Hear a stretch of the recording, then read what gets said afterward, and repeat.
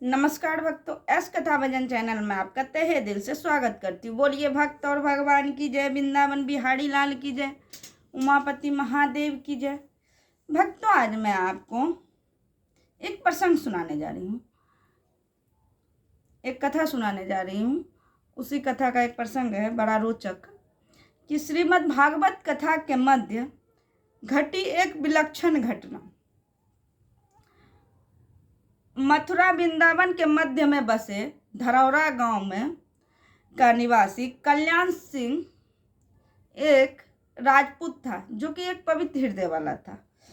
वह जो है वृंदावन में श्री गदाधर भट्ट जी महाराज की कथा सुनने के लिए कथा में आने लगा। कथा का ऐसा विचित्र रंग उनमें चढ़ा कि उन्होंने अपने पत्नी से हंसना बोलना सब कुछ छोड़ दिया। इससे उनकी स्त्री को बड़ा दुख हुआ। उसने निश्चय किया कि मैं कोई ऐसी युक्ति अवश्य निकालूंगी जिससे हमारे पति का मन कथा और कथावाचक से हट जाए। इसी बीच उसने एक गर्भवती स्त्री को, जो जवान थी, भीख मांगते देखा। जब उन्होंने उसे भीख मांगते देखा तो उन्होंने कल्याण सिंह की पत्नी ने उनको बुला के कहा, भिखारिन को 20 रुपये दिए और समझाया कि तुम जाकर वृंदावन में चली जाओ। जिस समय श्री गदाधर भट्ट जी की कथा हो, उसी समय तुम सबके सामने जाकर कहना कि स्वामी, आपने मुझे जिस प्रकार गर्भवती किए हैं उसी प्रकार मेरा प्रबंध कीजिए। यह कहकर तुम उनके पास जाके कहना। इसी के लिए उन्होंने उसे रुपया दिया।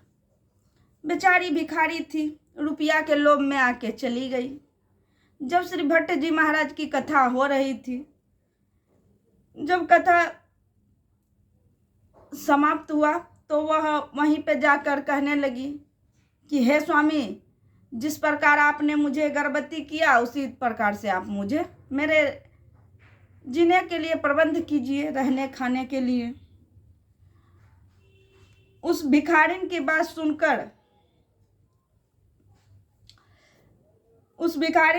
सुनकर सब जो है गुस्सा हो गया।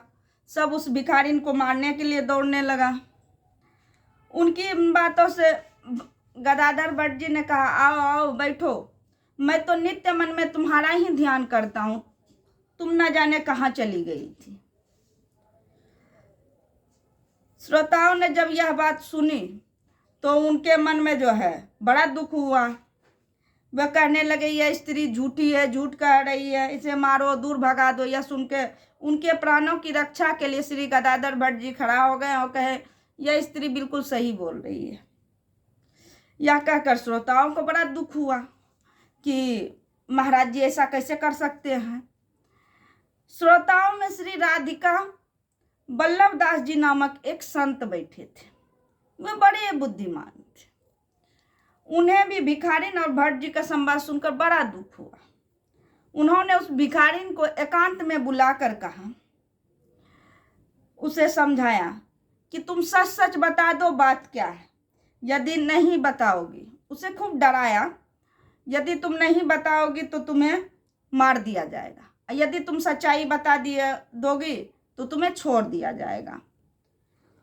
यह सुनकर वह भिखारिन डर गई, और डर गई तो उन्होंने सारा बात बता दिया, जिसे सुनकर श्रोताओं के फिर जान में जान आ गई कि महाराज जी तो ऐसा कर नहीं सकते।